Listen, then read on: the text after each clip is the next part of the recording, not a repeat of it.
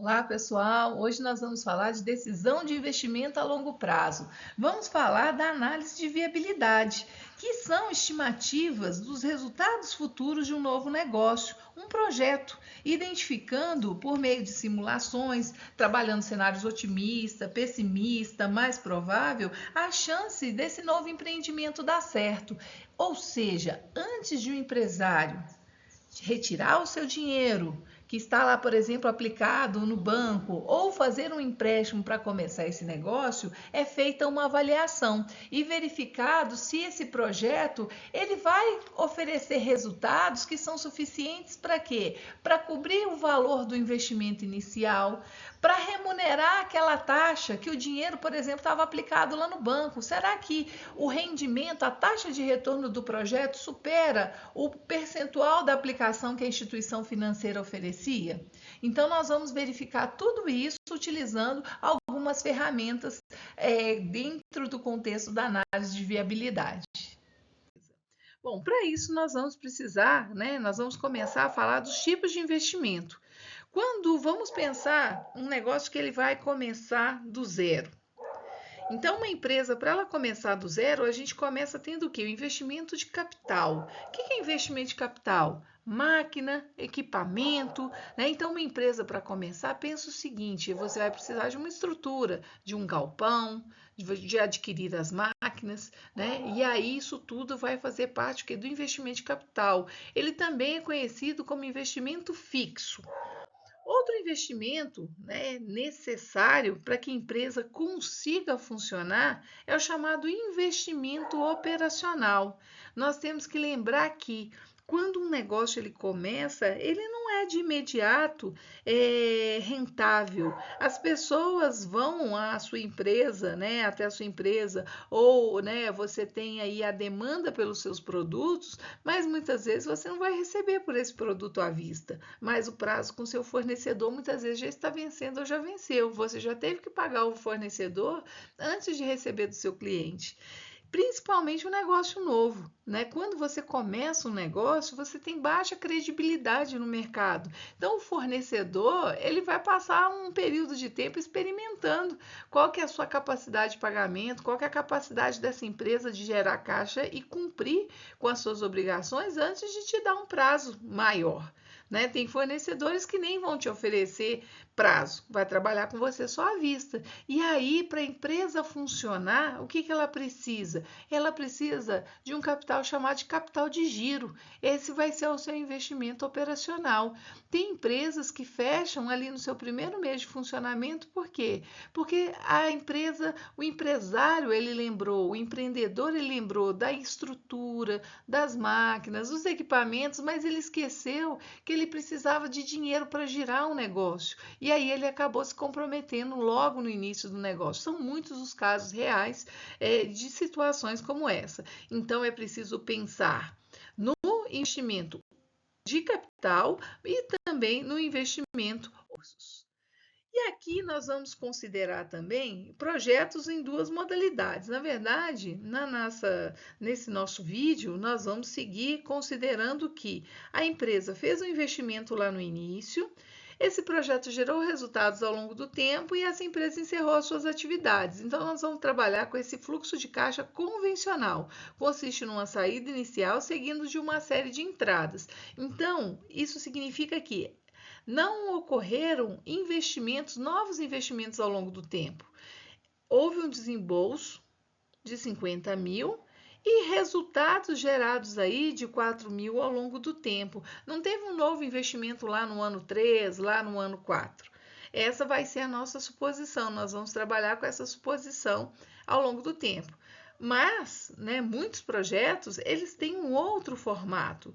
Qual formato que eles têm? Eles têm já um formato de fluxo de caixa não convencional. Bom, o que é o fluxo de caixa não convencional? Iniciou-se a atividade, o investimento inicial de 50 mil. Lá no ano 3, a empresa fez um novo investimento, né, de capital fixo, por exemplo, uma nova máquina, e ela aportou ali 9 mil reais. Então, esse é o chamado fluxo de caixa não convencional, em que você tem novos investimentos que acontecem ao longo do tempo do projeto. Bom, como eu falei anteriormente, nós vamos utilizar para essa parte do conhecimento aqui, fluxo de caixa conhecido como convencional, ok? Bom, para isso também a gente precisa entender que um projeto de investimento ele tem três tipos de fluxo de caixa. Três estruturas básicas aqui. O investimento inicial, que nós já conversamos que ele está relacionado às máquinas, aos equipamentos, ao capital de giro, as entradas operacionais de caixa. Bom, que fluxo de caixa que é esse? Bom, você vendeu e aí você vai receber pela venda desses produtos, desse serviço, e isso se refere, né, à entrada de caixa operacional. E também o que? O fluxo de caixa terminal. Esse nós vamos entender também o que vem a ser esse fluxo de caixa terminal. Em análise de viabilidade, nós vamos considerar que o projeto ele tem um início, um meio e um fim. Ou seja, nós vamos avaliar um determinado negócio considerando que ele sobreviva, por exemplo, por 5 anos. Então, a nossa pergunta é: se esse projeto sobrevivesse por 5 anos, se esse negócio funcionasse por 5 anos, ele seria rentável?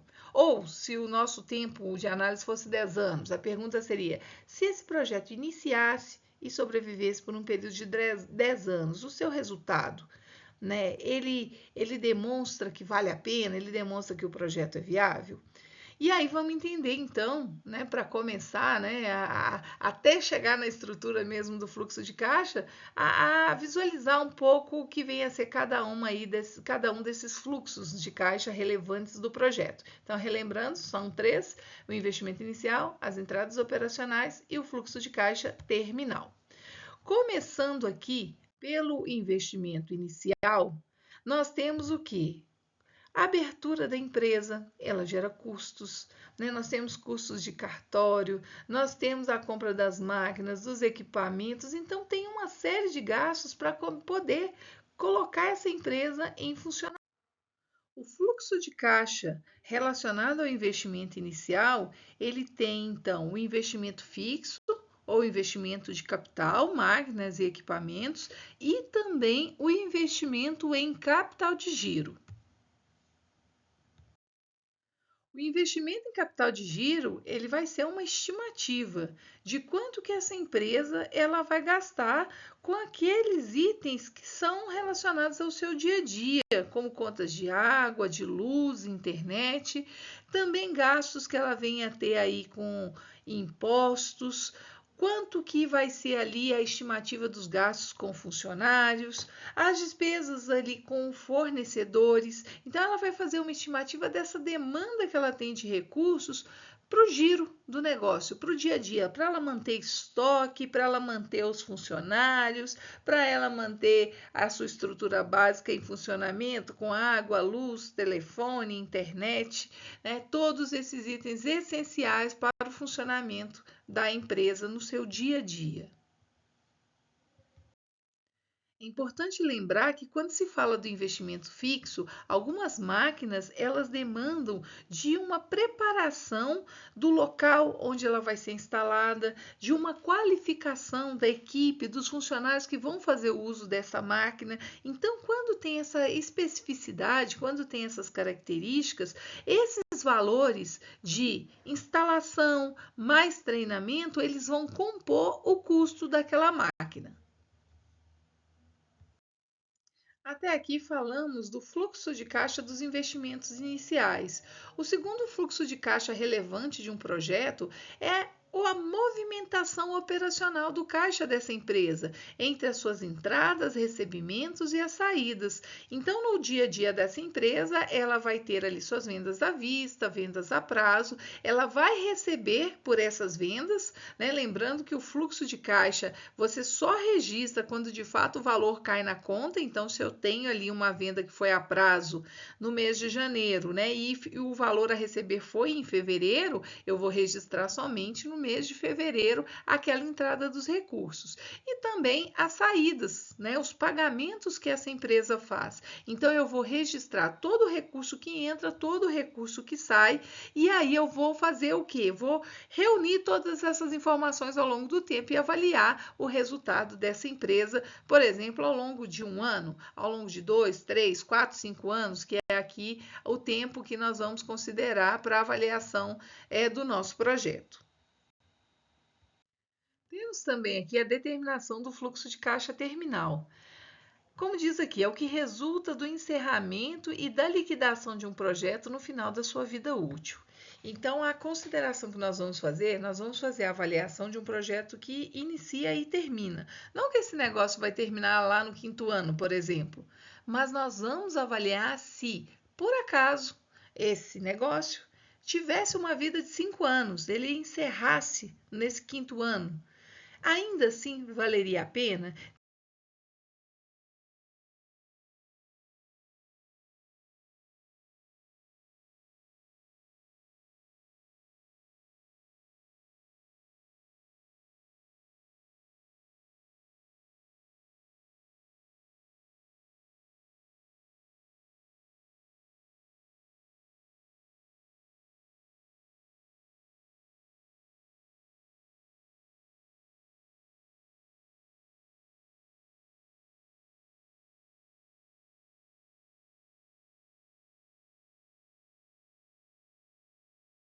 Para determinar o valor do fluxo de caixa terminal, é preciso determinar o valor dos bens imobilizados da empresa ao final do projeto. Então, esse valor ele pode ser definido tanto pelo valor de mercado quanto ele pode ser definido pelo valor contábil. Para fins de simplificação, nós vamos utilizar aqui o valor contábil. Então, o que nós queremos saber? Se um determinado bem, ao final do período de avaliação do projeto, se ainda resta a ele um valor contábil. Para isso, nós vamos precisar de quê? De saber a depreciação anual, a vida útil do bem e a depreciação anual desse bem. Para isso, nós temos a instrução normativa, que ela traz todas as categorias de bens e o valor, a taxa de depreciação e a vida útil de cada um desses bens. De posse dessas informações, de posse dessa tabela, você consegue determinar a depreciação anual de qualquer empresa, de qualquer item, né, que você tenha dentro da empresa. Aqui o que nós temos? Por exemplo, tratores, a vida útil de 4 anos. Então, o que nós temos que pegar? Nós temos que pegar a tabela, né, que determina qual que é a vida útil de um determinado bem que está relacionado a esse prazo e qual que é a taxa de depreciação. Então, como é que eu chego na depreciação anual de um bem? Eu vou pegar o valor desse bem e dividir pela vida útil dele. Então, vamos supor que eu compre uma máquina por 100 mil reais e que essa máquina ela tem uma vida útil de um prazo de 4 anos. Então, qual que é o valor da depreciação anual dessa máquina? Nós temos aí, então, que vai ser o quê? 25 mil por ano. Então, assim, nós temos um cálculo simples da depreciação anual.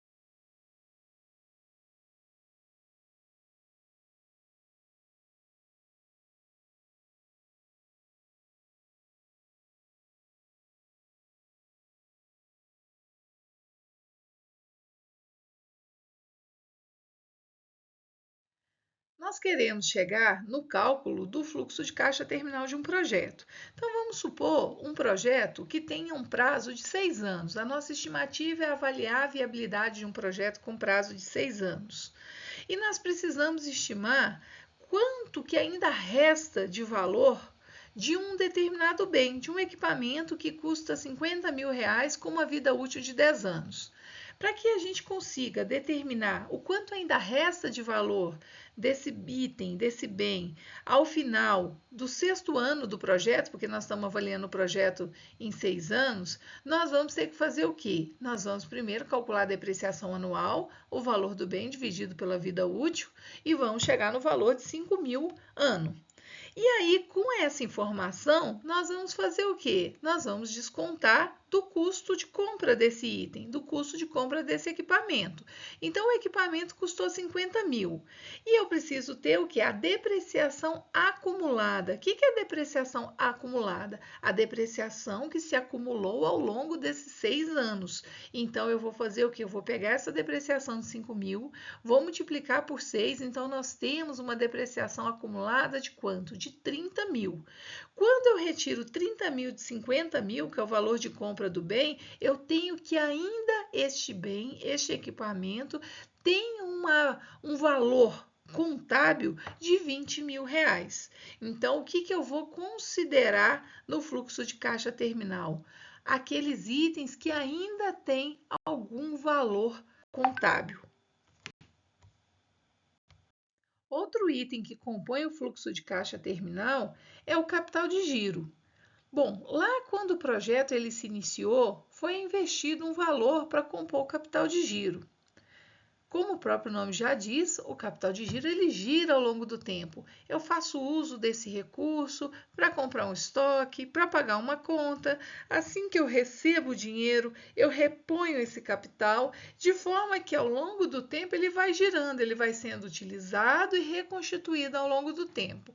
Quando esse projeto termina e eu vendi tudo, recebi por todas as minhas vendas. E supondo que eu não tive perdas, que não aconteceu uma situação em que, por exemplo, houve uma enchente, houve uma avaria, né, nos meus produtos, né, alguma situação aí de perda, esse capital, ele lá do início, ele deve existir ao final, porque eu recebi por todas as vendas, então aquele dinheiro que eu usei para compor o estoque eu tenho como repor. Então vamos supor que o capital de giro tenha sido de 30.000 lá no início. Ao final do projeto, caso não tenha acontecido nenhum desses problemas, inadimplência também, que é um outro fator que faz o meu capital de giro se perder ao longo do tempo, se eu não tive nenhum desses eventos, e por suposição nós vamos considerar que esses eventos não ocorreram, aquele capital de giro que eu comecei lá no início de 30.000 reais, ao encerrar a empresa e receber por todas as vendas, vender todos os estoques e receber por todas as vendas, ele deve ser do mesmo valor. Então, nós temos no fluxo de caixa terminal tanto o valor que ainda resta dos bens, né, o valor contábil que ainda resta daqueles bens, quanto também o valor do capital de giro. Assim, nós temos o quê? De uma forma bem resumida, qual que vai ser a nossa estrutura do fluxo de caixa. Observa aí que nós temos o ano zero. Aí você vai me perguntar, mas como assim ano zero? Existe ano zero? Isso é somente para nós separarmos o valor do investimento. As nossas ferramentas de análise de viabilidade, elas precisam que essa informação esteja separada. Então, para eu calcular, por exemplo, o valor presente líquido do projeto, eu preciso ter de forma isolada o valor do investimento inicial. Então, esse ano zero, ele é simplesmente para que nós possamos o quê? Separar o valor do investimento inicial para que ele possa ser utilizado nos nossos cálculos posteriormente. Isso não quer dizer que a empresa investiu num ano, começou as suas atividades no outro. Isso não tem relação com isso. Tem relação com a necessidade de isolar a informação dos investimentos iniciais, que ela é fundamental para nós avaliarmos se os resultados desse projeto, por exemplo, eles cobrem esse investimento inicial. Então, eu preciso de ter essa informação de uma maneira separada. Após realizar o fluxo de caixa da empresa, a projeção do fluxo de caixa, em que nós temos o fluxo de caixa do investimento inicial, o fluxo de caixa operacional, além do fluxo de caixa terminal, com o valor que ainda resta dos bens, dos equipamentos e do capital de giro, nós vamos apurar esse saldo e vamos utilizar as ferramentas de análise de viabilidade. Vamos conhecer cada uma delas. Ferramentas para análise da viabilidade. Nós temos o período de payback, que é esse período de recuperação do capital. E aí nós temos também o período de payback descontado. Esse ele já supera a técnica do período de payback somente por quê? Porque ele leva em consideração o valor do dinheiro do tempo.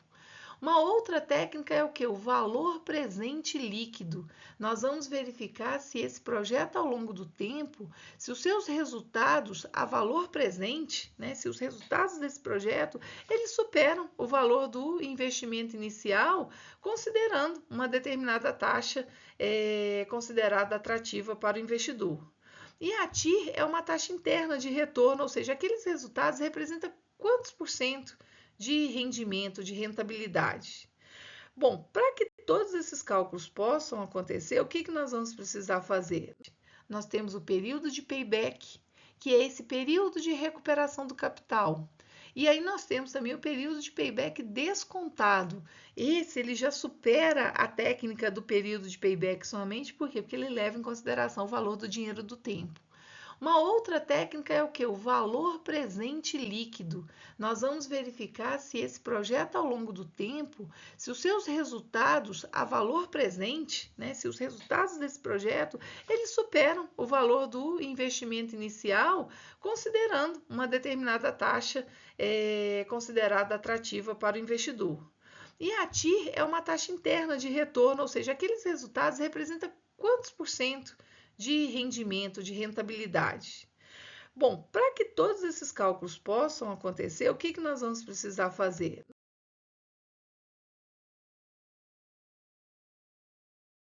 Nós vamos precisar calcular, determinar, na verdade, a taxa mínima de atratividade.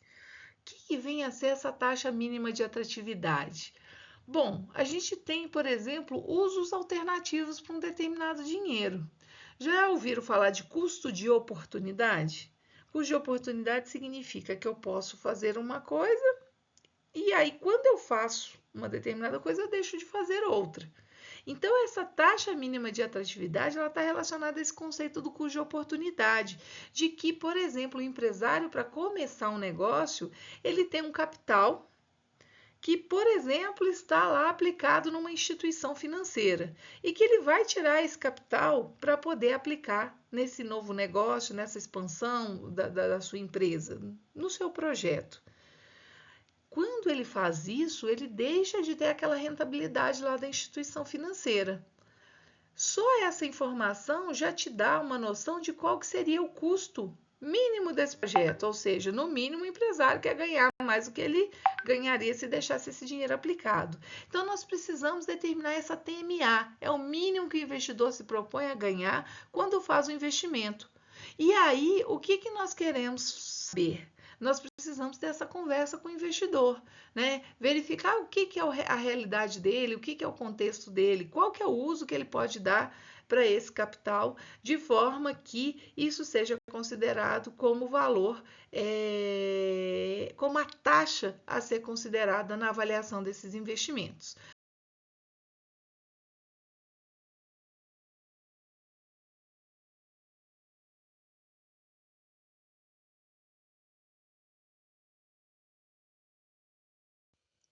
Além da ideia de definir a taxa mínima de atratividade pelo custo de oportunidade, nós temos também que pensar que muitas vezes o empresário, o empreendedor, ele vai buscar fontes de capital que são próprias, mas também ele vai se utilizar de capital de terceiros. E dessa forma, como que ele vai chegar, né, nessa taxa mínima a ser considerada? Nesse caso, nós vamos utilizar uma outra técnica que a Finanças, né, nos traz, que é calcular o custo médio ponderado de capital.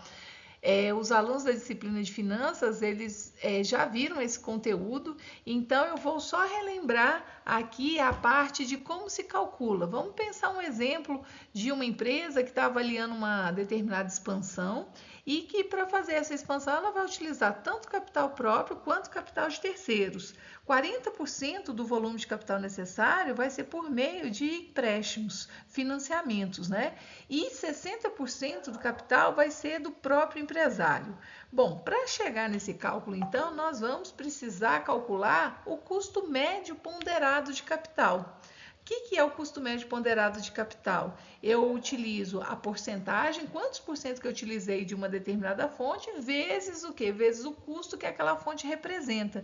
Nesse caso aqui, nós temos um detalhe adicional, que é o que? O custo do capital de terceiros, ele precisa ser um valor após o imposto de renda. Então, se esse valor não estiver já após o imposto de renda, a única coisa que você precisa fazer é esse ajuste. Então, nós temos aqui a informação que o custo da dívida, né, com terceiros vai ser de 5% ao ano e que o imposto de renda é de 30%.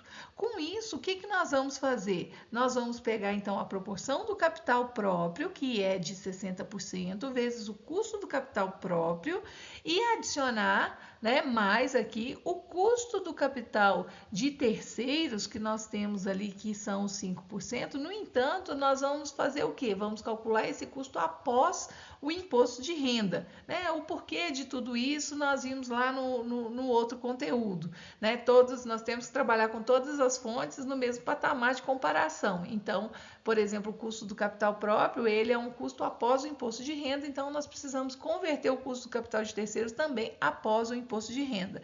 Com isso, nós chegamos aqui que o custo médio ponderado de capital é de 7,40. Bom, esse é um percentual mínimo que o empresário vai considerar para poder colocar no seu projeto. Mas ele vai utilizar só 7,40, só o custo dele? Não, normalmente ele vai adicionar aí, além do custo que ele tem do capital, muitas vezes ele vai até adicionar uma margem aí que ele tem como expectativa de ganho adicional, além daquela que seria referente aos custos das fontes.